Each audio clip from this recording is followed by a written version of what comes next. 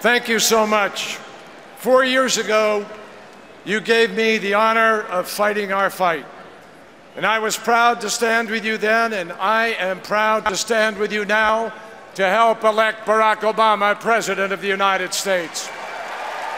In 2004, we came so close to victory. Well, my friends, we are even closer now, and let me tell you, this time we're going to win. Today, the call for change is more powerful than ever, and with more seats in Congress, with more people, with more passion in our politics, and with President Obama, we stand on the brink of the greatest opportunity of our generation to move this country forward. The stakes could not be higher, because we do know what a McCain administration would look like. There's a slip. It would look just like the past, just like George Bush, and this country can't afford a third Bush term. Just think, just think. John McCain voted with George Bush 90% of the time. 90% of George Bush, my friends, is just more than we can take. Never in modern history has an administration squandered American power so recklessly. Never has strategy been so replaced by ideology. Never has extremism so crowded out common sense and fundamental American values. Never has short-term partisan politics so depleted the strength of America's bipartisan foreign policy.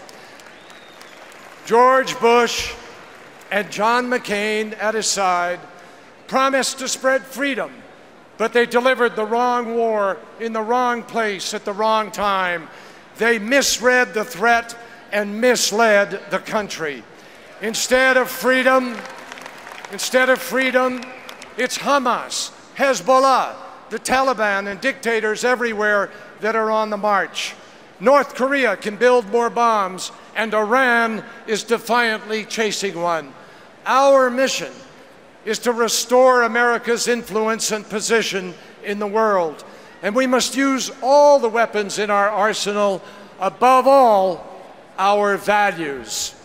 President Obama and Vice President Biden will shut down Guantanamo, respect the Constitution, and make clear once and for all, the United States of America does not torture, not now, not ever. We must listen. We must listen and lead by example, because even a nation as powerful as the United States needs some friends in this world. We need a leader who understands all of our security challenges, not just bombs and guns, but global warming, global terror, and global AIDS. And Barack Obama understands there is no way for America to be secure until we create clean energy here at home. Not with a little more oil in 10 or 20 or 30 years, but with an energy revolution that begins now. I have known and been friends with John McCain for almost 22 years. But every day now I learn something new about candidate McCain. To those who still believe in the myth of a maverick instead of the reality of a politician, I say, let's compare Senator McCain to candidate McCain. Candidate McCain now supports the very wartime tax cuts that Senator McCain once called irresponsible. Candidate McCain criticizes Senator McCain's own climate change bill. Candidate McCain says he would vote against the immigration bill that Senator McCain wrote. Are you kidding me, folks?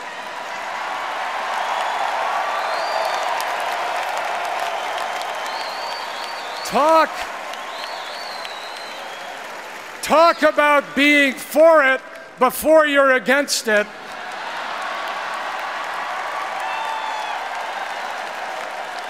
Let me tell you, before he ever debates Barack Obama, John McCain should finish the debate with himself.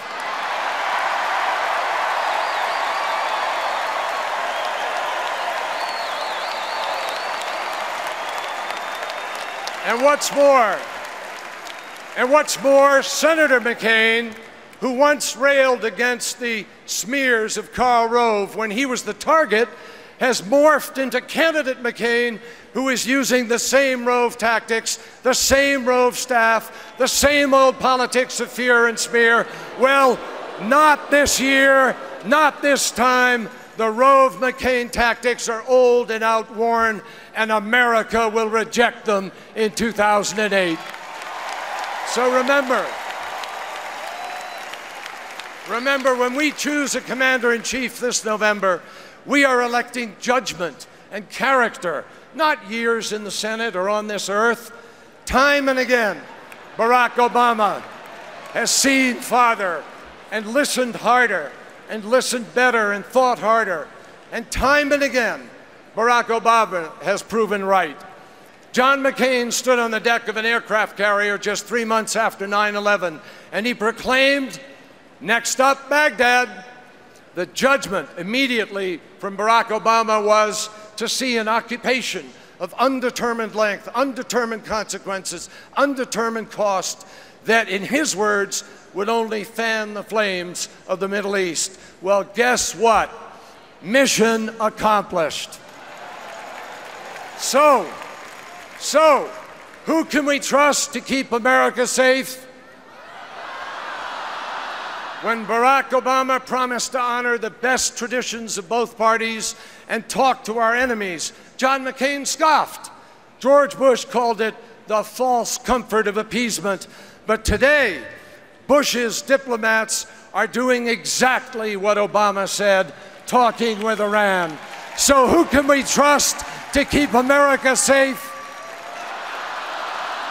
When democracy rolled out of Russia and the tanks rolled into Georgia, we saw John McCain immediately respond with outdated thinking of the Cold War. Barack Obama responded like a true friend of Georgia and a statesman of the 21st century. So who can we trust to keep America safe?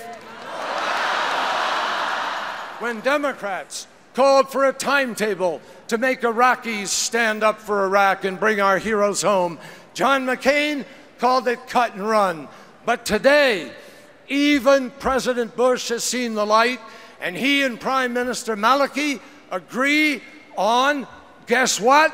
A timetable. So who can we trust to keep America safe? The McCain-Bush Republicans have been wrong again and again and again. And they know they will lose on the issues. So, the candidate who once campaigned on the promise of a campaign of ideas, not insults, now has nothing left but personal attacks. How insulting to suggest that those who question the mission question the troops. How pathetic to suggest that those who question a failed policy doubt America itself. How desperate to tell the son of a single mother who chose community service over money and privilege that he doesn't put America first. No one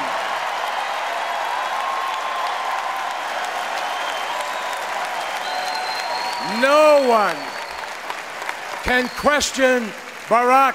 No one can question Barack Obama's patriotism. Like all of us, he was taught what it means to be an American by his family.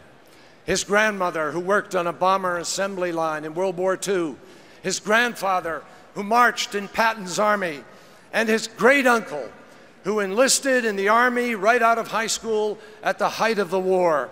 And on a spring day in 1945, that great-uncle helped liberate one of the concentration camps at Buchenwald.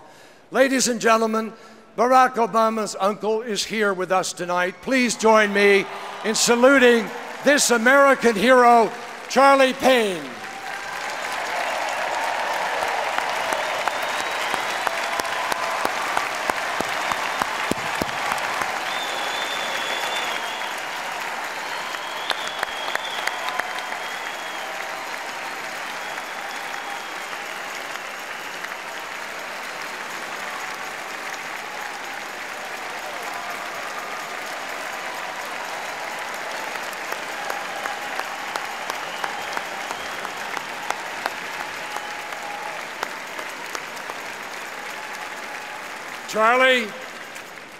Charlie, your nephew, Barack Obama, will end this politics of distortion and division. He will be a president who seeks not to perfect the lies of swift voting, but to end them once and for all. This election is a chance for America to tell the merchants of fear and division, you don't decide who loves this country. You don't decide who is a patriot. You don't decide whose service counts and whose doesn't. 4 years ago, I said, and I say it again tonight, that flag that hangs from the rafters and that you have waved here this evening, that flag doesn't belong to any ideology. It doesn't belong to any political party. It is an enduring symbol of our nation, and it belongs to all the American people. After all, patriotism is not love of power or some trick. Patriotism is love of country. Years ago, when we protested a war, people would weigh in against us, saying, my country, right or wrong. Our answer, absolutely my country, right or wrong. When right, keep it right, and when wrong, make it right.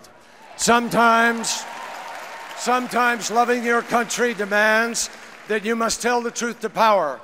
This is one of those times, and Barack Obama is telling those truths. In closing, let me say, I will always remember how we stood together in 2004, the largest number of Democrats in American history, not just in a campaign, but for a cause. Now again, we stand together in the ranks, ready to fight. The choice is clear, our cause is just, and now is the time to make Barack Obama President of the United States of America. Thank you.